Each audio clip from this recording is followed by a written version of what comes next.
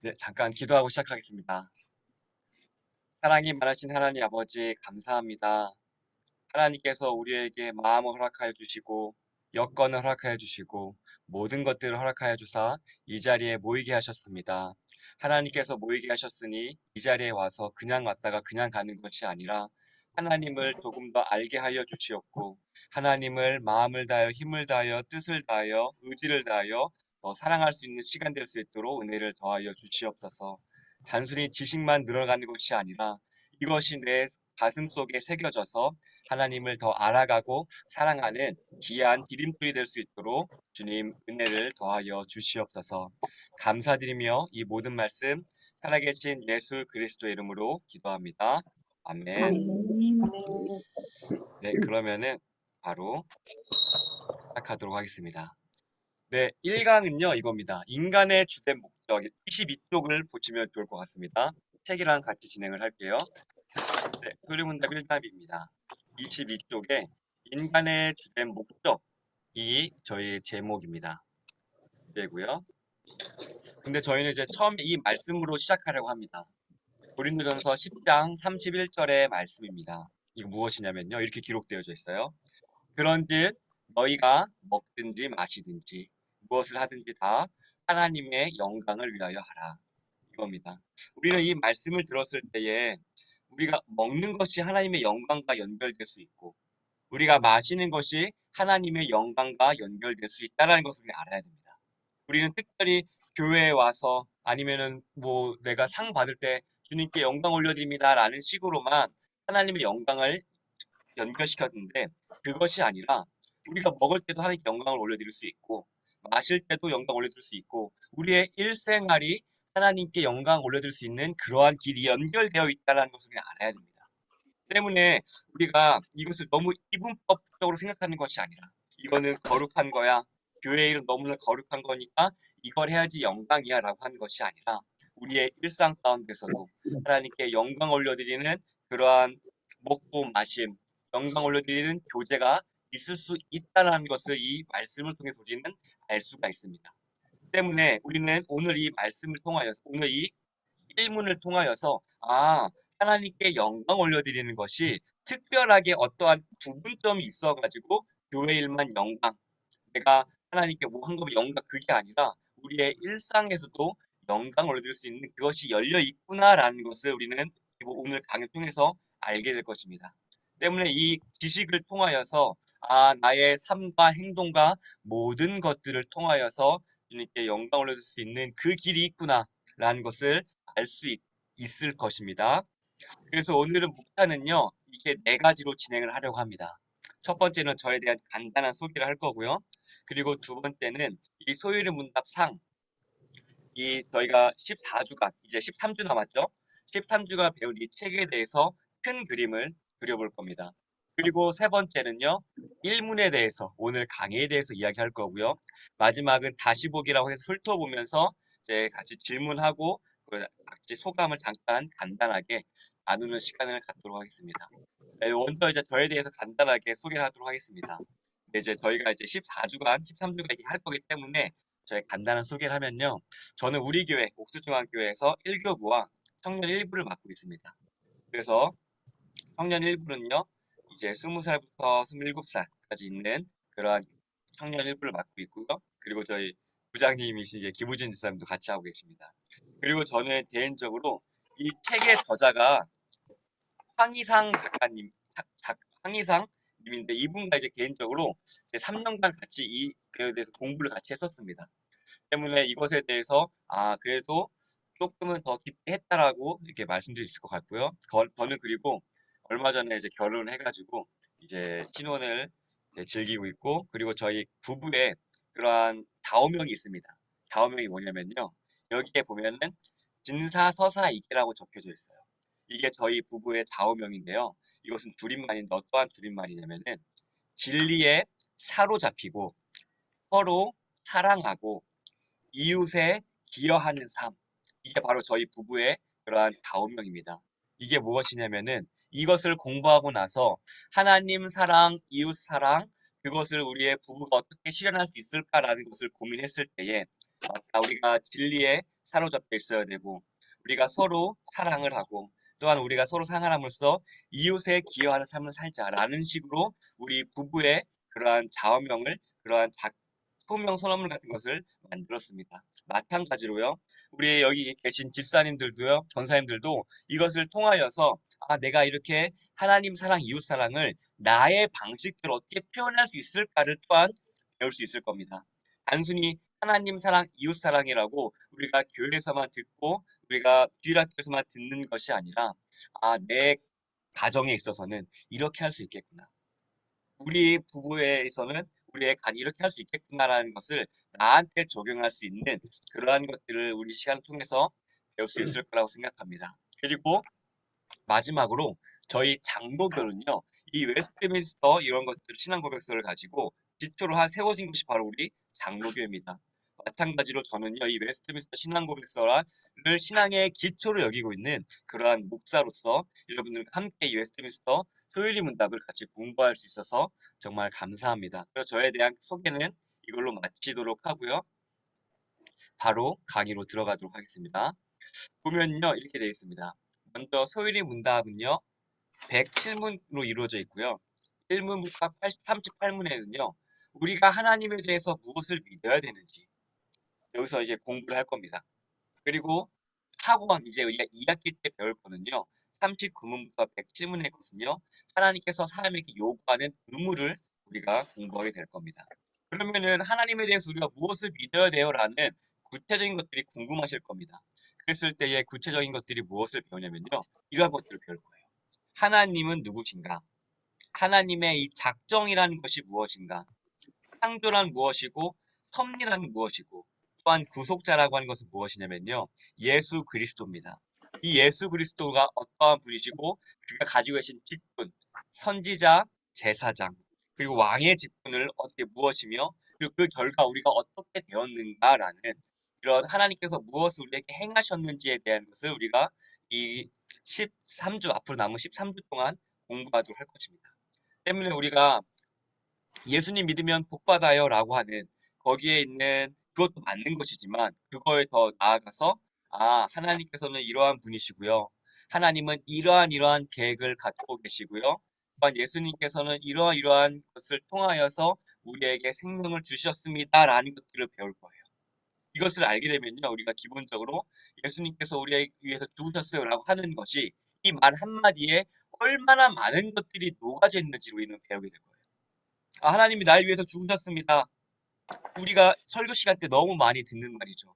하지만 우리 위해서 죽으시기까지 그 하나님의 시작과 거기에 이르기까지의 수많은 과정들 그리고 그 대가들 그러면서 우리가 얻어지는 것들이 얼마나 놀라운 것인지 우리는 알게 될 것입니다. 그러니까 단순히 이게 자주 듣는다고 해서 우리가 맞아 날 위해서 죽으셨지 나는 그 정도 수준이 아니에요.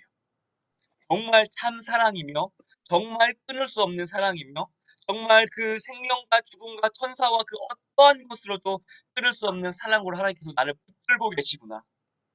나는 정말 놓아질 수 없는이고 나는 결코 망할 수 없는 인생이구나. 라는 것들을 이러한 과정들, 여기에 있는 속성과 지금 그 결과들을 통해서 확신을 얻게 될 거예요. 그리고 가장 중요한 것은 무엇이냐면은 이것은 믿어야 되는 것입니다. 머리로만 안다고 해서 이거는요, 상대방을 지적하고 상대방을 대단한 것으로밖에 쓰이지 않을 거예요. 때문에 우리는 이거를 배울 때에 기도하는 마음으로 배워야 돼요. 주님, 내 이것이 믿어지게 하여 주십시오. 내가 이것을 통해서 다른 사람을 정죄하지 않도록 해 주십시오. 라고 기도하면서 해야 됩니다. 그리고 이것은 상하권이 있는데요. 이것을 또한 2학기까지 반드시 해야 되는 이유가 무엇이냐면요. 이러한 부작용들이 있어요. 이러한 것들을 먼저 배우고 뒤에 것들, 학원을 배우지 않는다면요. 사람을 제가 아까 말씀드린 대로 정죄하는 기준이 생겨요. 왜냐하면 내가 알고 있거든요. 아니, 하나님이 이런 분인데 왜 이렇게 얘기하지? 예수님이 이런 분인데 왜 이렇게 얘기하지? 이러한 것들이 생겨서 내 안에 기준이 생겨서 정죄하게 돼요. 다만 이것을 알고 또한 학원, 내가 이것을 알기 때문에 이렇게 행해야 되는구나까지 알아야지 이게 온전해지는 겁니다. 때문에 여러분들이 학원까지 반드시 배워야 되는 것은 무엇이냐면요. 내가 그러한 율법주의자나 바리새인처럼 누구를 정죄하지 않기 위해서 내가 분명히 이렇게 알았으면 그러면은 내가 어떻게 행해야 되지? 이런 것을 알아야지만 이게 온전해지는 거거든요. 때문에 여러분들이 아 나는 상권에서 이제 된 것 같아라고 한 것이 아니라 학원까지도 감으로써 여러분들의 신앙이 온전해지도록 아는 것과 행하는 것이 일치해서 여러분들의 삶이 더욱더 풍성해지고 그리스도 안에서 얻어지는 놀라운 은혜들을 여러분들이 누릴 수 있기를 또한 그런 제가 되기를 또한 진심으로 소원합니다. 네, 이제 바로 넘어가도록 하겠습니다. 보면요. 이제 다시 22쪽을 볼게요. 22쪽을 보면요. 이러한 질문들이 있잖아요. 나는 무엇을 위해 살아야 되나? 나는 누구인가? 나는 왜 태어났나? 그리고 어떻게 사는 것이 잘 사는 것일까라는 이러한 질문들을 통해서 이 주된 목적들이 나오게 됩니다. 여기서 저희는 한 가지 더 덧붙였어요. 그럼 나는 자녀에게 이 교회 왜 다녀야 되는지, 하나님이 나에 대해서 무엇을 행하셨는지 무엇이라고 얘기해 줘야 되나? 라는 거예요. 출애굽기에도 나와 있으면 되겠지만 사사기, 출애굽기 사이에 그러한 간격들이 있습니다. 여호와께서 나를 대해서 행하시는 일을 알고 하나님이 행하심 알았던 세대들은요, 하나님을 잘 섬겼어요. 그런데 하나님께서 나에게서 무엇을 행하는지 몰랐던 그 아랫 세대들은요, 하나님을 잃어버리고 배신하고 했던 사실이 바로 그 사사기의 역사를 보게 됩니다. 때문에 우리가 반드시 알고 있어야 돼요. 아, 하나님이 이러한 분이구나. 하나님 나를 위해서 이런 걸 행하셨구나. 이것을 알고 있어야지 우리가 믿음의 다음 세대가 끊어지지 아니하도록 해줄 수가 있어요. 하나님께서 또한 이것을 듣게 하신 이유는 무엇이냐면은 여러분들을 통하여서 이것을 알게 하시고 또한 이 아는 내용들을 여러분들이 잘 녹여내서 또한 다른 누군가에게 여러분들이 전도할 수 있는 사람들 아니면 가정의 어디에서 자녀들에게나 설명해 줄 수 있는 그러한 것들이 되기를 진심으로 소원합니다. 여러분들을 통해서 복음이 흘러가는 겁니다. 여러분들이 배움을 통하여서 또한 이것을 여러분들이 잘 녹여내서 여러분들의 말로 여러분의 인생으로 이것을 녹여내서 여러분들이 가정이나 자녀들에게 할 때 이게 복음이 흘려보내는 거예요. 하나님께서 그런 역사가 바로 제사장의 나라, 출애굽기 19장에 나와 있는 내가 너를 종교에서 불렀다. 너가 내 말을 잘 듣고 순종하면은 넌 내 백성이 되겠고 거룩한 백성이 되고 제사장 나라가 될 거라고 했던 것이 바로 이 말씀의 성취예요. 제사장의 나라가 무엇이냐면요. 하나님과 그 사람을 연결시켜 주는 거예요. 여러분들이 이것을 알고 하나님에 대해서 알므로 말미암아 다른 사람들이 자연스럽게 흘려줄 때에 여러분들이 바로 그 제사장의 나라의 역할을 하는 거예요. 아, 나로 인하여서 저 사람이 하나님과 연결되는구나. 내가 그 놀라운 축복의 통로가 돼주는구나. 그것을 하나님께서 여러분들의 삶을 통해서 여러분들의 말을 통해서 행하시겠다는 거예요. 그래서 여러분들 이 자리에 초대하신 겁니다. 여러분들이 자유로 이 자리에 앉아있는 것 같지만 하나님께서 여러분들을 불러주신 거예요. 왜? 제사장의 나라로 쓰려고. 여러분들을 통하여서 그 수많은 사람들이 별과 같이 빛나는 그 구원된 사람들이 그러한 것들을 하기 위해서 여러분들을 불러주심을 믿으시기를 바랍니다. 네, 다시 1문으로 넘어가도록 하겠습니다. 1문은 무엇이냐면요. 저 24쪽을 보면 좋을 것 같아요. 24쪽에 보면요.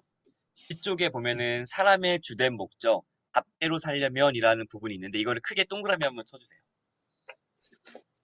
1문하고 사람의 맨 위에 있는 부분인데 이거는 별표를 쳐주세요. 나중에 이 책을 복습하실 때도 이것을 핵심입니다. 그래서 분명히 보면 좋을 것 같습니다. 그러면 1문을 보도록 하겠습니다. 1문은 뭐냐면요. 이 질문으로부터 시작합니다. 그리고 이 소유리 문답이라는 것은 무엇이냐면요.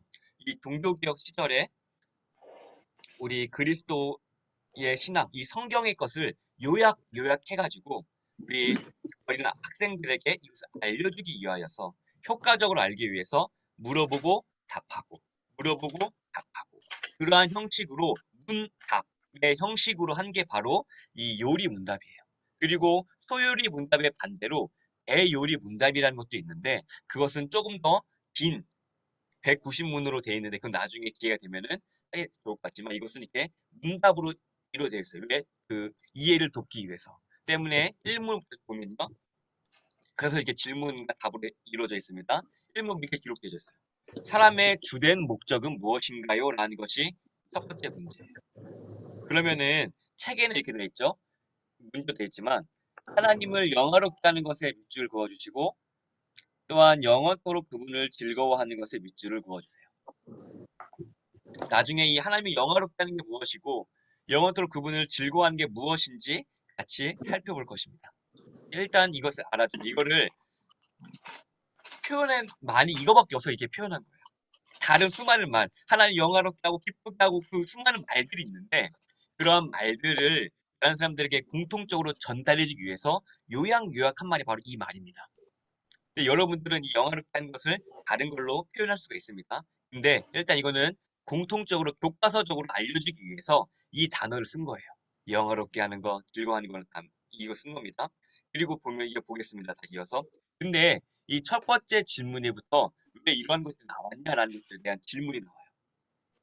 그것이 뭐냐면요. 제 옆에 네모 박스에 쳐져 있는데 이거 보면 25쪽에 첫 번째 단락 밑에서 세 번째 전제부터 확실히 정립해준 역할합니다. 라의 밑줄을 그어주세요. 25쪽에 첫 번째 단락에 밑에 세 번째 전제부터 확실히 정립해준 역할합니다. 라고 하면서 거기에 좀 더 가면은 먼저 길을 걸어갈 방향을 정하는 겁니다. 그래서 방향 동그라미 해주세요. 여기에 핵심은요. 이거예요. 전제와 방향입니다. 왜 첫 번째부터 이것을 질문에 던지는 건지 던지는 이유가 무엇이냐면요. 이것은요. 믿는 사람들을 토대로 기준으로 만들어진 거예요. 안 믿는 사람에게 이것을 가리키는 것이 아니라 믿는 사람에게 이것을 가르쳐 주는 거예요. 그 믿는 사람이라는 것이 뭐가 있었냐면은 절대 진리를 인정하느냐 안 하느냐라는 것을 먼저 짚고 넘어가는 거예요. 만약에 여기서 믿지 않는 사람들은 걸릴 겁니다. 하나님이 왜? 하나님이 절대 기준이 아니야, 아닌 것 같은데라고 하는 사람들은요. 1문부터 걸려서 다음으로 못 넘어가요. 근데 굳이 주된 목적이라고 하는 거, 목적은 누가 만든 사람이 있으니까 목적이 있는 거겠죠. 굳이 1문에 이것을 짚고 넘어간 이유가 무엇이냐면은 절대 진리를 인정하느냐 안 하느냐 나는 이 소율이 문답을 믿지 않는 사람을 위해서 만든 것이 아니라 믿는 사람을 위해서 만든 거야라는 전제를 깔고 들어가는 거예요. 그리고 이것을 뭐냐면은 또한 이 목적이라는 것을 뭐냐면 방향을 이제 정하기 위한 건데요. 이 방향이란 뭐냐면 여러분들은 하나님께서 성경을 주셨습니다. 그렇죠? 이 성경을 누굴 위해서 주신 걸까요? 우리를 위해서 주신 거예요. 하나님을 위해서 주신 게 이 성경이 아니라 바로 믿는 우리를 위해서. 또한 이 믿는 우리 어떻게 너희가 살아가야 되는지 하나님이 어떤 분인지 알려주기 위해서 하나님께 쓰신 방법이 바로 이 성경이에요. 이 성경을 너희가 어떻게 바라봐야 돼라는 것을 방향을 정해준 게 바로 이거예요. 목적. 너희가 어떻게 살아가야 되니? 네 인생 어떻게 살아가면 잘 살아가는 거니? 여기에 나와 있어라는 그 방향을 좁혀주는 거예요. 우리가 성경을 볼 때 다양한 관점을 봅니다. 근데 이 1문이 주는 관점 뭐냐면 너가 이 목적 어떻게 살아가야 되는지에 대해서 그 관점을 이 성경을 바라봐야 돼라는 것을 좁혀주는 거예요. 다른 많은 관점 중에서 너 이렇게 살아가야 돼. 너가 수많은 다른 목적들이 있을 거야. 내 육아도 해야 돼, 사업도 해야 돼, 일도 해야 돼. 다른 목적들이 있을 거야. 다 중요해. 그런데 그 중에서 최고로 중요한 게 여기 성경에 나와 있어라는 것을 방향을 좁혀주는 거야. 그렇기 때문에 절대 진리를 인정하지 하냐 안 하느냐 아는 것과 그리고 방향. 내가 어떻게 살아야 되지라는 관점으로 이거를 봐야 된다라는 것을 딱 이해하는 것이 바로 이 첫 번째 질문의 의미입니다. 때문에 전제와 방향이라는 것을 별표를 쳐주시면 감사하겠습니다. 바로 다음으로 넘어가겠습니다. 그런데 제가 또 이걸 이야기하는 건 뭐냐면 다음으로 넘어가면 이 절대 진리를 인정하는 사람과 인정하지 않는 사람들이 갈림점들이 있어요. 이거를 성경은 무엇이라고 얘기하냐면 절대 진리가 존재한다라고 이야기합니다. 즉 하나님이 하셨다. 하나님이 창조하셨다. 그것을 인정한 게 바로 성경이에요. 성경이 말하는 우리의 인간의 모습은 무엇이냐면요. 우리는 그냥 던져진 게 아니라 창조되었다. 그리고 우리는 다른 피조물보다 더 특별한 목적과 이유가 있다라는 걸 한 건데 이게 무엇이냐면요. 우리는 원숭이보다 더 존귀하다는 얘기예요. 우리는 저기 있는 강아지보다 더 존귀하다는 거예요. 우리는 저기 있는 무엇보다 존귀하다는 거예요. 하나님께서는 6일째 우리를 지으셨죠. 우리가 아예 다른 거예요. 동물과 우리는 격이 다르다. 그것이 바로 성경이에요. 또한 하나님이 인간의 이러한 지정의를 주셔서 인간을 통해서만 뭔가 하겠다. 이것을 드러내신 거예요. 그게 바로 성경이 얘기하고자 하는 겁니다. 이것은요. 26쪽을 보면 더 볼 수 있습니다. 26쪽에 보면은 표로 돼 있어요. 표 동그라미 별표 쳐주시면 좋을 것 같습니다. 26쪽에 첫 번째 표. 그것을 요약한 거예요, 이거는. 그리고 그렇기 때문에 삶에는 목적이 있다라는 것을 알면 좋을 것 같고요. 반대로 무신론자, 유신론자는 이렇게 얘기해요. 절대 진리는 없어. 하나님은 없어. 그러면서 이 꼴로 나오는 게 내 인생은 나의 것이야. 내 인생은 즐겨야지. 라고 얘기하는 거예요. 그리고 포스트 모더니즘 영향인 것 같이 이렇게 표현합니다. 나는 너와 다름으로 존재의 목적도 달라라고 이야기하는 거예요. 여기에 대표적인 게 뭐가 있냐면요. 기독교적 이슈가 많이 돼 있죠. 그러한 동성애나 남성이나 여성, 즉 내가 성을 정한다는 개념들 있잖아요. 나는 여자로 느끼기 때문에 내가 여자야. 왜 내가 느끼기 때문에 내가 여자라고 하는 건 뭐냐면요. 절대 진리를 인정하지 않는 거예요. 하나님께서는 분명히 남자와 여자로 지었다고 말씀하셨어요. 성경이 기록되어져 있는 거예요. 그런데 그런 절대적으로 여긴 것이 아니라 내가 그렇게 여자로 생각하니까 난 여자야. 나는 그런 성별이 없다고 생각하니까 나는 그런 사람이야. 라고 하는 것들이 바로 이 무신론과 유물론자들이 얘기하는 거예요. 근데 이것이 굉장히 좋게 보이고 포장된 이유는 뭐냐면 굉장히 인도주의적인 것 같고 상대방을 포용하는 것 같거든요. 근데 이 꼴은 뭐냐면은 기준이 없는 거예요. 언제든지 변할 수 있다는 거예요. 왜 내가 여자고 생각하면 여자고 남자면 남자고. 그리고 이들은 흔들린다는 거예요. 절대 기준이 없기 때문에 이것을 우리는 분명히 차이를 가져야 됩니다. 때문에 우리가 그러한 무신론자들이 얘기하는 그러한 논리적인 공격이 뭐냐면 너는 왜 이렇게 배타적이야? 너희는 왜 이렇게 너희 것만 옳다고 생각해? 라고 공격이 들어올 수 있어요. 그런데 우리는요. 이 절대 진리, 나는 기준을 믿는 사람이야. 난 너희들과 상대적으로 사는 것이 아니라 절대적인 기준이 있고 그것을 통하여서 내 삶이 정립되어 있는 사람이야 라고 우리의 논리를 보호해 나가면 됩니다. 마찬가지 우리는요. 이 진리를 추구해서 이 진리를 토대로 가정을 세워나갈 거고요. 이 진리를 토대로 나의 사업터와 내 모든 것들을 해나갈 거예요. 왜냐하면은 예수님께서 말씀하셨거든요. 너희들이 쌓는 것은 모래성 위에 쏟는 것들이야. 물이 오면 다 없어질 것들이야. 하지만 나의 이름은 반석 이라 하였사오니 반석 위에서 건축물을 짓는 것은 뭐예요? 무너지지 않아요. 우리는요 이 지점이 있는 거예요. 우리는 이 반석 위에 쌓는 자들입니다. 예수 그리스도라는 그 단단한 반석, 예수 그리스도는 그 흔들리지 아니하는 그 절대적인 기준에 의해서 우리는 쌓아가는 존재들입니다. 때문에 우리는요 두렵지 않아요. 폭풍과 와도 쓰러지지 않아요. 왜? 우리의 절대적인 반석 기준 되시는 예수 그리스도를 토대로 우리는 인생이 쌓여져 있기 때문입니다. 때문에 어떠한 환란이 와도 두려워하지 마시고 담대하게 하시길 진심으로 소원합니다. 이제 넘어가겠습니다.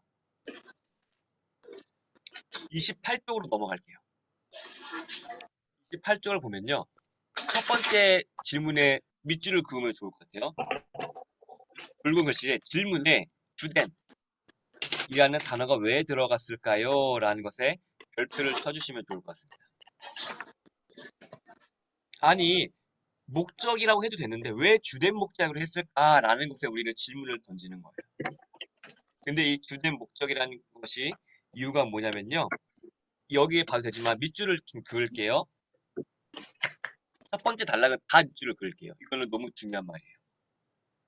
사람이라면 살아가는 데 있어서 가져야 할 가장 중요한 목적, 그리고 인생에서 추구해야 될 최선의, 그리고 최고의 것을 의미합니다. 라는 것을 밑줄을 해주세요. 그리고 이어서 계속 밑줄을 그을게요. 우리가 살면서 가질 수 있는 다른 여러 가지 목적보다 위에 있으며 우선적인 가장 궁극적인 목적을 여기서 말하고 있습니다. 라고 하고 있습니다. 이것이 뭐냐면요. 아까 제가 말씀드렸듯이 우리는 여러 가지 목적이 있습니다. 저 같은 경우는 여기에서 강의를 잘 준비해서 여러분들이 이 하나님에 대해서 더 알아가고 또 하나님을 더 사랑하게끔 하는 게 이 강의에서 제일 작은 목적이에요. 여러분들도 이 강의를 통하여서 하나님을 알아가는 것이 목적, 그런 목적, 그리고 자녀를 양육하는 목적, 내 커리어를 위한 목적, 그런 것도 있습니다. 근데 그 중에서 그것을 통해서 무엇을 이룰 거냐는 거예요. 주된 목적이란 말이 무엇이냐. 내가 사업을 읽어서 어떻게 할 거지? 내가 자녀 양육을 잘해서 어떻게 할 거지? 내가 돈 많이 벌어서 어떻게 할 거지? 라는 그 어떻게 할 거지에 대한 궁극적인 게 어디에 있냐? 그게 바로 주된 목적이라는 거예요. 내가 자녀를 왜 잘 양육해야 됩니까? 내가 왜 사업을 잘 읽어야 됩니까? 내가 왜 인간관계를 잘 해야 됩니까? 왜 그렇게 해야 되죠? 라고 했을 때에 성경은 무엇이라고 얘기하고 있냐면요. 하나님을 영화롭게 하는 것, 그리고 그를 영원토록 즐거워하는 것이라고 얘기해요. 여러분들이 가정을 잘 꾸려야 될 이유가 뭐냐면요. 하나님을 영화롭게 하고 그를 영원토록 즐거워하려고. 여러분들이 사업을 잘 읽어야 되면 그렇게 하려고. 그리고 영화롭게 하는 것과 영원토록 즐거워하는 것이 무엇인지는 이후에 여기에 강의로 나가겠습니다. 여기에 우리의 초점이 있다는 거예요. 이걸 알아야 됩니다. 때문에 우리가 먹든지 마시든지 하나님 영광을 하는 것들도 이거 같은 거예요. 그러면 하나님 영화롭게 하는 것과 영원토록 즐거워하는 것이 무엇이냐? 구체적으로. 아니 내가 가정을 잘 꾸려서 이게 왜 어떻게 하나님께 영화롭게 하는 것이 연결이 되는가? 내가 사업장 잘 이끌고 내가 관계를 잘하고 내가 성실하게 사는 게 어떻게 하나님의 영광과 연결되는가? 이것을 좀 더 살펴보도록 하겠습니다. 첫 번째입니다. 인생의 궁극적인 목적이에요.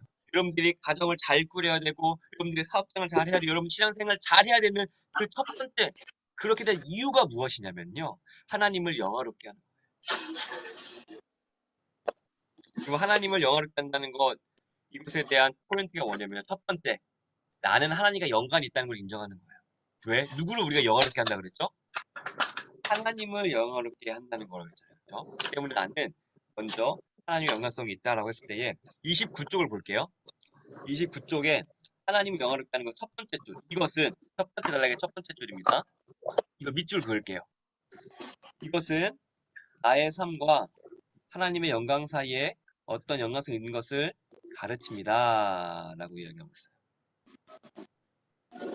즉, 우리의 삶이 동떨어져 있지 않다는 거예요. 나만 잘 살면 되지. 나만 남들에게 손 벌리지 않고 나만 이렇게 잘 살면 되지라고 한 것이 아니라 이것이 의미하는 바가 무엇이냐면은 우리는 태어나면서부터 죽을 때까지 하나님과 연관된 삶을 살아간다는 거예요. 이게 포인트입니다. 주님, 나 여기까지 됐어요. 지금까지 도와주셨으니까 이제 잘 살게요 라고가 아니라 주님별 그날까지 연관돼서 산다는 거예요. 이 말씀이 얘기하는 게 하나님이 영화롭게 하는 것이 바로 여러분 인생 평생에 그것을 하는 거예요. 그리고 하나님만을 증거하는 것이라고 하는 것이 바로 연관되는 건 뭐냐면요. 여러분들이 아브라함을 아실 겁니다. 그렇죠? 성경에 아브라함의 인생이 기록되어져 있어요. 근데 그 아브라함의 전 인생을 통해서 우리가 뭘 보죠? 한마디로 뭐라고 줄이죠? 믿음의 조상이라고 줄이죠.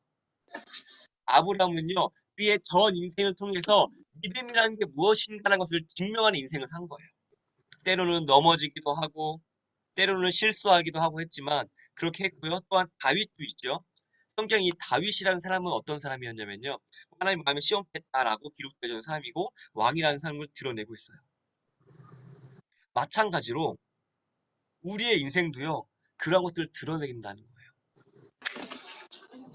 집사님들과 권사님들의 인생을 통하여서, 아, 하나님에 대한 신실함을 갖고 있는 게 저 인생이구나.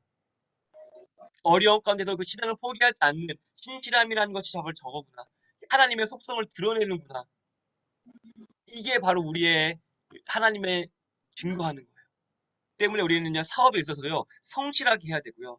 가정에 있어서도요, 올바르게 해야 돼요. 왜냐면 하나님께서 맡기신 거고, 하나님께서 올바르게 하게끔 주셨기 때문에 우리의 인생을 통해서 하나님께서 영광 받으신다는 것은 다윗과 아브라함과 그들의 삶들을 통해서 보는 거예요.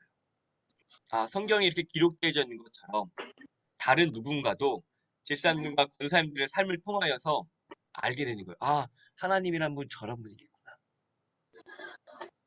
어려운 가운데서도 남들이 속이고 싶지만 속이지 않고 그렇게 하는 것. 그리고 자녀 양육을 위하여서 올바르게 가르치려 하는 것. 또한 올바르게 가르친다는 것이 무엇인지 알기 위해서 갈구하는 것. 그리고 두 번째 단락을 볼게요. 두 번째 단락에 밑줄을 긋겠습니다. 하나님을 영화롭게 한다는 것입니다. 29쪽에 하나님을 영화롭게 한다는 것이에요. 하나님을 영화롭게 한다는 것은 나의 삶의 정 영역에 있어서 하나님만을 증거하고 드러낸다는 것을 말합니다. 라고 하고요. 그 밑에 그 근거를 하나님께 두며 그리고 계속 밑줄 그을게요. 하나님을 인정하며 그 선하심과 인자하심과 자비하심과 영원하심과 거룩하심을 찬양하는 것을 말합니다. 라는 거예요. 이게 무슨 말이냐라고 한다면요. 전 이것을 드러내주는 그러한 충격 너무나 지금 잊혀지지 않는 영상이 있어요. 여러분들 일본의 쓰나미 기억하시나요? 2009년이었나요? 그때 아마 쓰나미가 있었는데 그때 이제 제가 그 선교 단체에 있을 때 그것을 들었는데 쓰나미가 다 몰고 갔어요. 다 패어고요. 정말 집이 하나 남아있지 않았어요. 일본의 근데 한 남자가 무릎을 꿇고요. 울면서요. 소리치면서 기도하고 있는 거예요. 뭐라고 기도했냐면요. 그 영상에서 하나님, 당신은 선하신 분입니다. 다 날아가 있는 상황 가운데서 울면서 하나님, 당신은 선하신 분이십니다. 하나님, 당신은 선하신 분이십니다. 하나님, 당신은 선하신 분이십니다. 울면서 외치는 고백들. 그리고 또한 이와 비슷하게 내 삶은 주의 것이라는 그러한 CCM 찬양이 있어요. 어떠한 내용이냐면 내 삶은 주의 것, 내 삶은 주의 것, 삶의 모든 것 주님께 드리네.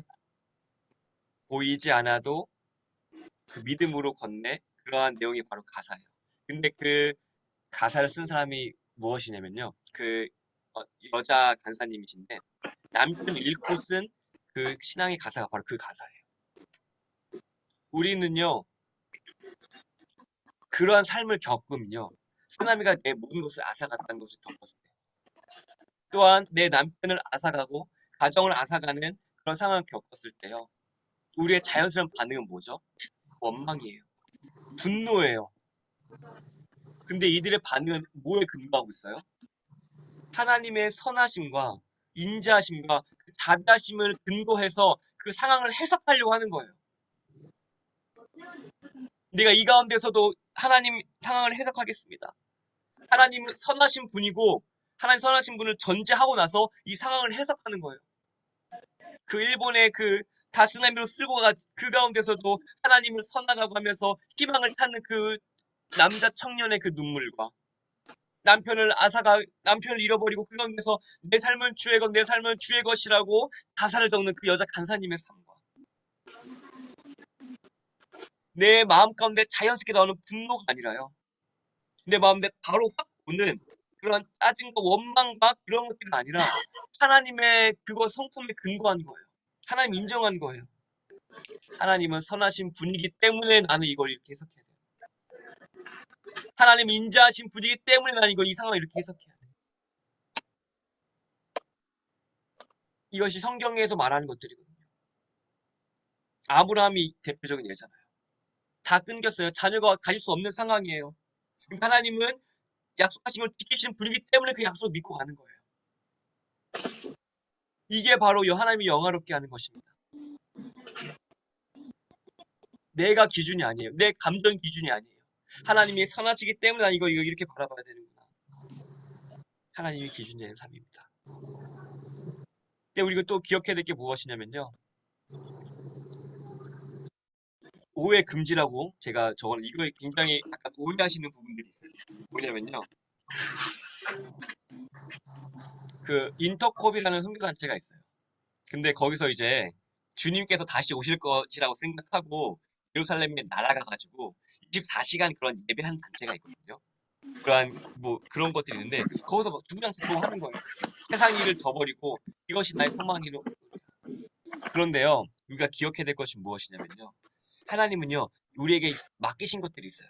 가정도 맡기시고, 어떠한 사람들의 관계도 맡기시고, 직장도 맡기시고, 맡기신 것들이 있는데, 그런 것들 다 내팽개치면서 그런 것들을 할 그게 아니라는 거예요.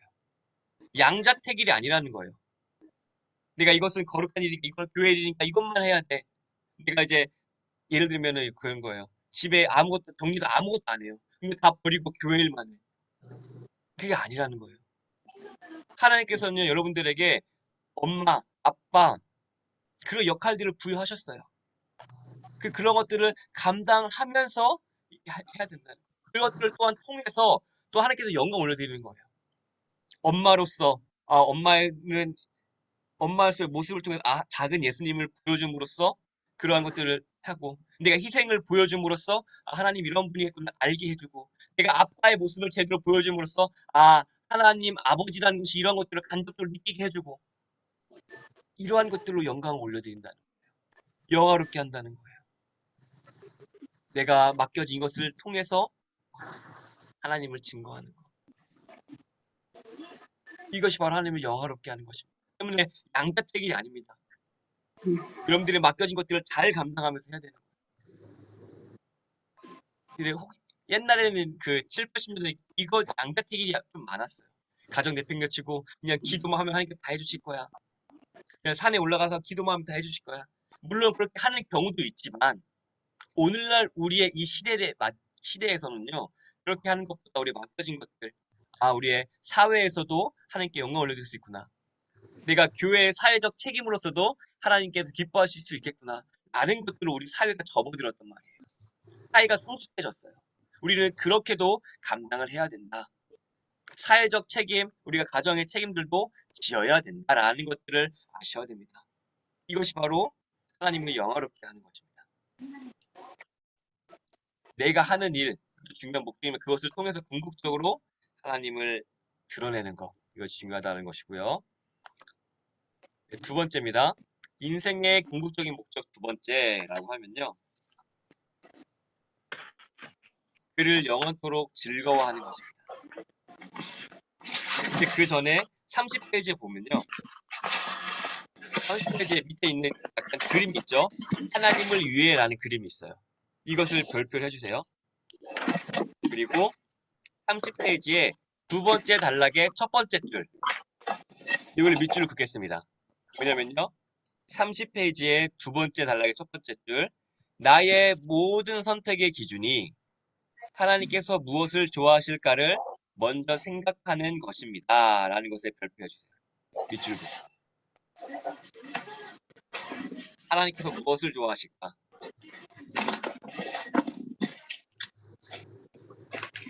하나님께서 무엇을 좋아하실까? 이것을 좀 더 구체적으로 예를 들어볼게요. 하나님께서는요, 새를 창조하셨습니다. 그렇죠? 그러면 새는요, 하늘 날개급 날개가 형성돼 있어요. 그렇죠? 그러면 새가 어떻게 살아야지 하나님께서 좋아하실까요? 물속에 들어가야지 좋아하실까요? 아니면 땅에만 있어야지 하나님께서 좋아하실까요? 아니죠. 날개를 피고 하늘을 날아야죠. 그때 하나님 기뻐하시고, 왜? 내가 그렇게 너를 만들었기 때문에.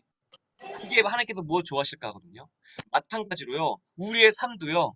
마찬가지예요. 하나님께서 우리에게 지정의를 주셨고요. 의지를 주셨고 우리에게 지성을 주셨어요. 또한 감정을 주셨어요. 이런 것들을 통해 가지고 너의 삶을 열심히 살고 하나님을 드러내고 그것이 바로 하나님을 위해서 사는 거예요. 우리가 하나님을 위해 산다고 하면 이렇게 생각해요. 하나님이 내 것을 뺏어가는 것이 아닌가? 내가 하나님 위해서 산다고 하면은 나만 손해보고 나만 그러한 뺏기는 것이 아닌가? 그게 아니에요. 새가 날개치며 산다고 자신의 것을 뺏기나요? 더 잘 사는 거잖아요. 새답게 사는 거잖아요. 왜냐면 하늘에 사는 게 창조됐기 때문에. 마찬가지로 우리가 인간답게 살려면요. 하나님을 위해서 어떻게 하나님께서 기뻐하실까? 그렇게 사는 게 바로 인간답게 사는 거예요. 때문에 가정에 양육을 할 때도 하나님께서 어떻게 양육하시는 것을 좋아하실까? 내가 자녀들 얘기할 때 어떻게 하시는 걸 좋아하실까? 이러한 것들이 우리를 인간답게 만드는 거. 창조의 형상에 있는 하나님의 형상을 드러내게 하는 거예요. 때문에 아까 말씀드렸던 것처럼 세상은요, 약간 좀 철학적으로 얘기하면요. 세상에는 이렇게 얘기해요. 힘과 폭력으로 모든 것을 지배하려고 해요. 뭐 말이 안 되면요, 힘을 쓰려고 하고요. 폭력으로서 지금 역사들로, 지금 예를 들면 러시아나 우크라이나 사태를 봐도 그러한 힘과 폭력으로 하는 것이 자연스러운 것들이에요. 그리고 외교적으로도 할 수 있게 하면 이익을 따지면서 나라 간에도 그렇게 하고 있어요. 그게 이 세상의 자연스러운 거예요. 그런데요, 우리 하나님의 백성은요, 그렇게 반응하지 않아요. 하나님을 인정하고, 하나님의 선하심을 인정하고, 또한 그 가운데서도 내가 희생을 통하여서도, 왜냐면 그 사람들이 그렇게 한 이유는 무엇이면, 이 사람의 끝은 이 땅이기 때문이에요. 근데 우리는요, 희생을 할 수 있고, 남들에게 섬김을 할 수 있고, 할 수 있는 이유가 무엇이면요, 이 땅의 끝이 아니라, 우리의 끝은 저 천국, 새하늘과 새 땅이 올 때에 우리가 그때 참 별살이 된다는 걸 알기 때문이에요. 그리고 내가 이렇게 남들에게 준다고 해가지고 내가 손해보는 것이 아니라 하나님께서 채워주신다는 그 믿음. 그런 것들 있기 우리는 다른 선택들을 할 수 있는 거예요. 남들은 폭력으로 얘기하고 남들은 힘으로써 얘기를 하지만 내가 희생을 할 수 있고 내가 더 줄 수 있고 그렇게 할 수 있는 이유가 무엇이냐면요. 하나님께서 갚아주시고 하나님께서 함께 하시고 그리고 설령 내 생에 내가 살아있을 때는 아니하실지라도 하나님께서 저 천국 가서 준비하고 계시다. 그 마음이 있기 때문에 내가 손해볼 수도 있고 섬길 수도 있고 내가 져줄 수도 있는 거예요. 때문에 그런 것들을 아시면 좋을 것 같습니다. 그리고 때문에 31쪽을 볼게요.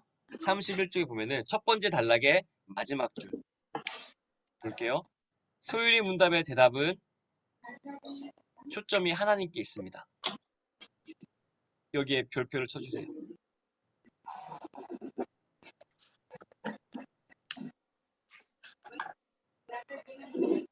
그리고 31쪽 두 번째 단락의 밑에서 두 번째 줄. 그러나 기독교는 여기 밑줄 그을게요. 그러나 기독교는 나의 초점이 하나님께 맞춰진 삶, 그것이 하나님께 영광 돌리는 삶입니다. 이렇게 고백하는 종교입니다의 밑줄을 그어주세요.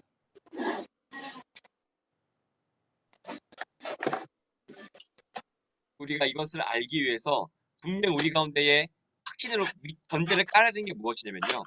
하나님은 절대 선이라는 거예요. 최고 선. 이게 무엇을 의미하는 것이냐면요. 하나님께서 살라고 하는 대로 사는 게 최고로 잘 산다는 거예요. 이걸 전제가 있어야 돼, 우리 안에. 하나님께서 이렇게 살아야 돼, 이렇게 살아야 돼라고 하는 것이 최고로 잘 사는 거다. 이게 우리 안에 전제로 있어야 됩니다. 그래야지 우리가 계산적으로 생각 안 해요. 이렇게 하면서 내가 손해보는 거 아니야? 내 것을 내어드려야 되는데? 내가 손해봐야 되는데? 내가 왜 이웃을 사랑하며 살아야 되지? 내가 왜 저 사람들 돌봐야 되지? 내가 손해보는 것 같은데? 시간적으로 손해? 근데 이거 할 때 남들을 더 앞서가는 것 같은데? 라는 생각이 안 들어요. 이게 우리 안에 믿음으로서 심어지기 진심으로 소원합니다. 우리는요, 세상 가운데 살다 보니까 세상은요, 높아지려고 하고 많이 가지고 많이 챙기라 그래요. 너가 있어야지 너가 사람들 하지. 우리는 그러한 환경 가운데 살기 때문에 그렇게 생각으로 넘어가고 실제로도 그렇게 보여져요. 그러나 우리가 믿음으로 하나님의 자녀로서 우리 안에 확신을 가져야 되는 것은 무엇이냐면요. 하나님께서 최고선이고 최고선이라는 것은 하나님께서 살라고 하신 그 말씀대로 살아가는 것이 최고로 잘 사는 거다. 그것이 최고의 가정의 양육이다. 그것이 최고로 내 사업장을 잘 하는 거고 그것이 내 최고의 인생이다라는 확신이 있어야 돼요. 이것이 있어야지 우리가 계산적으로 생각 안 해요. 우리는 사회 가운데서 계산을 할 수밖에 없거든요. 밖에 나가도 몸만 먹으려고 해도 우리는 돈 내고 사잖아요. 그 가운데서 우리는 보냄을 받은 자들이고요. 그 가운데서 우리는 다른 사람들과 다른 거룩함을 드러내야 되기 때문에 우리가 이 확실한 기준을 갖고 있지 않으면요. 자연스럽게 넘어가요. 마치 이스라엘 백성들이 사사기 땅에 가나안 땅에 들어갔을 때에 이방 신들 섬겼던 것들 같은 원리예요. 이것에 대한 확실히 서 있지 않으면요. 아니 돈 주고 하는 것이 계산하게 되잖아요. 자연스럽게. 손해보지 않아야 되잖아요. 그렇게 녹아들잖아요. 그리고 자연스럽게 하나님 없어지고 그 문화 속에 절려들고 아 맞아 돈이 최고다 넘어가는 거거든요. 근데 우리가 여기서 반드시 짚고 넘어가야 될 것은 무엇이냐면은 하나님은 최고선이고 최고선이라는 것이 무엇이냐면은 하나님을 대로 살라고 하는 게 최고로 잘 사는 거다. 때문에 구약 성경 내내 씨름이 있잖아요. 이방 신과 하나님과의 싸움. 물론 싸움이 안 되는 거지만 이스라엘 백성이 이방 신을 선택하잖아요. 그렇게 살지 않기 때문에 부작용들이 생기잖아요. 예를 들면 이런 거예요. 광우병 아시죠, 여러분들? 소는요, 풀을 먹어야 돼요. 하나님은 소는 풀을 먹게끔 창조하셨어요. 그런데 육식을 먹였어요. 어떻게 됐죠? 처음에는 좋은 것 같았어요. 하지만 시간이 지나가자 광우병, 그런 여러 부작용들이 나타나기 시작해요. 마찬가지로 우리가 계산적으로만 살자면요. 사람들도 계산으로 대하게 돼요. 사람들도 이용하게 돼요. 근데 인간성이 말살되는 거예요. 우리는요. 하나님이 사랑하면 살라고 하고 하나님께 살라고 하시는 그 기준대로만 살면 우리는 인간답게 살아갈 수 있어요. 이게 최고선이다. 이것을 알아야 됩니다. 아 맞아. 하나님대로 살라고 살았으니까 네가 인간미가 생겼네. 하나님께서 살라고 하니까 내가 이 사람들과 닫힌 관계가 열렸네. 하나님께서 산다는 대로 사니까 우리의 자녀가 나를 사랑하고 나를 동경해 주는 모습을 보이고 있네. 이렇게 경험이 되어져야 되는 거예요. 하나님께서 하라고 하니까 내 삶에 우리 가정에 화목이 생기네. 이런 것들이거든요. 하나님을 살아가며 자발적으로 순종하는 거. 이것이 경험되어져야 돼요. 예수님께서는요. 하나님과 우리 간의 죄로 인해서 맡긴 담을 허셨어요. 마찬가지로요. 이것이 우리가 막혀있는 관계들이 허물어지는 것들을 경험하게 될 거예요. 우리가 이 참 복음을 알면요.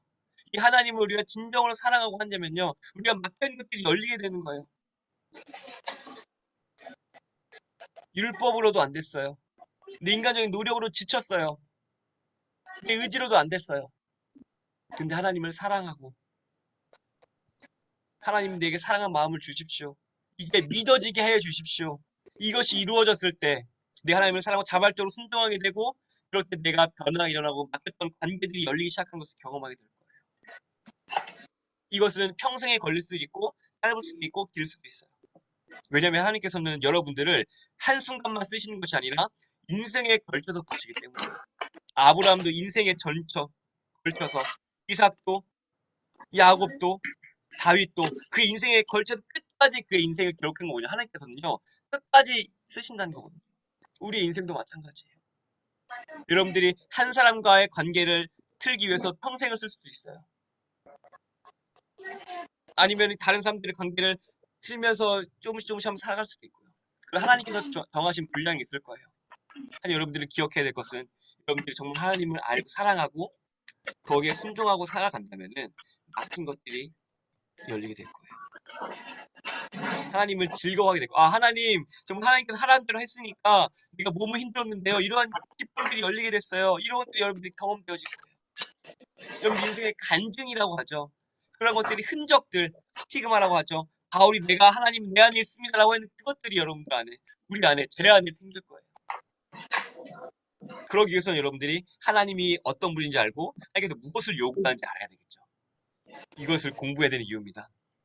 그래서 그걸 통해서 성령에서 얻어지는 열매들이 있다고 얘기하는 거예요. 그 열매 따먹어야죠. 우리가 천국 가서 경험할 거지만 미리 한번 끌어와서 경험해봐야죠. 순종함으로써. 내 안에 예수 안을 통하여서 그 성령 열매들을 경험해봐야죠. 이러한 것들을 합니다. 그래서 영원토록 즐거운 것이 무엇이냐면요. 내가 하나님을 사랑하는 것, 그 느끼는 감정으로 내가 자발적으로 순종하는 거예요. 이게 바로 한 영원토록 즐거워하는 것입니다. 마지막 파트입니다. 우리는 인생에 목적이 있습니다. 끝이 아니에요. 세상 사람들은 망했다고 하면 그냥 할 수 있겠지만 우리는 끝이 없습니다. 땅에서는요. 하나님께서 우리를 인도하실 거고 이 땅에서가 끝이 아니라 저 천국, 새하늘과 새 땅까지 하나님께서 우리를 인도하실 겁니다. 그리고 그 과정에 목적이라는 게 있는데 그 목적이 뭐냐면 하나님의 형상대로 좀 다듬어가는 거예요. 세상 사람들은요. 목적이라고 이렇게 생각해요. 저는 그냥 중상층 정도 삶을 사는 게 목적이에요. 남들에게 손 벌리지 않고 그냥 우리 자녀 그냥 좋은 대학교 나오고 결혼 잘하고 손주 잘 살고 이게 목적이에요. 라고 하겠지만 우리의 초점은 어디 있다 그랬어요? 하나님께 초점이 네. 있거든요. 하나님은 그 우리의 인생을 보고 뭘 보실까요? 우리 안에 하나님 형상을 다듬어 가시는 거예요. 그게 목적이에요. 아브라함을 통해서 믿음이라는 하나님 형상을 드러냈고요. 다윗을 통해서 하나님의 왕이라는 하나님을 시험케 하는 그러한 충성이라는 그러한 것들을 시험 딱 만들어냈고요. 마찬가지로 우리의 인생을 통해서 하나님께서 어떠한 것들을 조각해 나가실지 이것을 보는 거예요. 그리고 우리 망하지 않아요. 그리고 하나님 우리 삶 인도하고 붙잡고 계시기 때문에. 때문에 여러분들 삶의 가운데 있어서 어려움이 있을지라도 또한 여러분들 삶에 있어서 불편함을 겪을지라도 이것을 과정이라 여길 수 있는 담대함. 아, 하나님께서 이것을 통하여서 내 안에 있는 성품들을 다듬어 가려고 하시는구나. 과정이 여길 담대함. 그때는요, 울어도 돼요. 내가 너무 힘들 때는요, 하나님한테 분노를 해도 돼요. 시편에 나와 있거든요. 하나님, 왜 이거 겪고, 나 너무 죽을 것 같습니다. 저 원수가 날 죽이려고 그래요. 하나님, 왜 이러한 강도 어려움 갖게 하시나요? 울분을 토하고 하나님께 울어도 돼요. 기도해야 돼요. 시편에도 나와 있기 때문에. 그런데 그것을 하나님께서 뭘 하신다고요? 여러분들 다듬어 가신다고요. 여러분들 안에는 믿음을 다듬어 가시고 성품을 다듬어 가시고 여러분들을 작은 예수로 만들어 가시는 거예요. 그래서 여러분들의 빛을 통해서 여러분들의 모습을 통해서 하나님을 알게 하는 여러분들의 제사장의 나라로 쓰신다는 거예요. 여러분 이것을 믿으시길 바랍니다. 이게 우리의 인생의 목적이에요. 궁극적인 목적입니다. 여러분들 가정하고 사업하고 다 하셔야 돼요. 나는 예수님 성품만 할 거라고 해서 다 팽겨치고 하는 것이 아니라 이것이 궁극적인 목적이고 그러니까 여러분들 주어진 그러한 것들을 잘 감당하셔야 됩니다. 이거 하고 궁극적인 목적이 이것이다. 아브라함도 애 낳고 잘 했잖아요. 그렇죠? 그리고 하지만 우리가 기억할 때는 인생에서 믿음이라는 것을 받듯이 이렇게 양자택일이 아니라 네. 이렇게 해가지고 네, 저희가 준비한 강의가 1시간인데 네, 이렇게 강의를 마치도록 하겠습니다. 네, 혹시 여기 있어서 질문 사항이나 아니면은 뭐라고 해야 될까요? 그냥 한마디씩 하실 수 있을지 원래 제일 좋은 거는요. 사실 후기를 한번 얘기를 하긴 하거든요. 이때습니다라고 했는데 제가 시작 전에 미리 말씀을 못 드려가지고 약간 당황하실 것 같아가지고 말씀을 하지 않겠습니다. 하지만 다음 강에서부터는 하면 좋을 것 같아요. 그냥 한마디로 그냥 이거 이랬어요라는 거. 어려우시면 안 하셔도 되는데 이게 본인에게 도움이 돼요. 내 말로 요약하는 거기 때문에 여러분들이 그것을 알면은 좋을 것 같습니다. 네. 그러면 혹시 강의에 대해서 궁금하신 거나 아니면은 어땠다라는 거 아니면 강의에 대한 피드백 같은 거 혹시 해주실 수 있으실까요?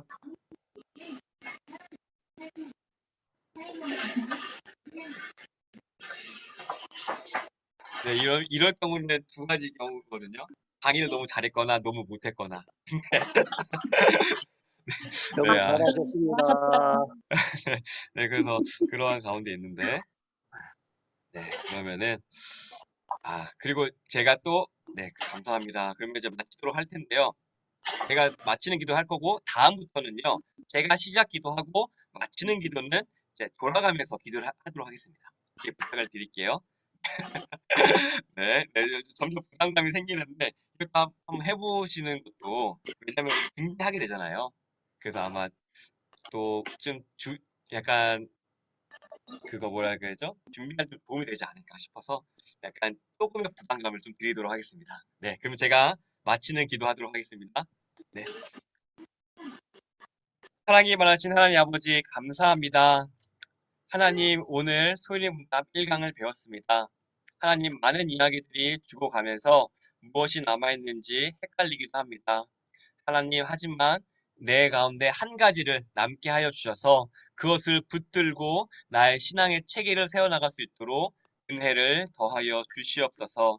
또한 하나님 여기서 덮는 것이 아니라 한 번 더 생각하고 떠올림으로써 내 인생 가운데 이것을 적용하게 함으로써 나의 하나님께서 영광 올려드리고 즐겁게 하면서 또한 하나님께서 원하신 대로 살아서 얻어지는 기쁨들을 누리며 하나님과 더욱더 친밀해질 수 있는 우리 될 수 있도록 은혜를 더하여 주시옵소서. 감사드리며 이 모든 말씀 살아계신 예수 그리스도 이름으로 기도합니다. 아멘. 네. 네, 감사합니다. 감사합니다.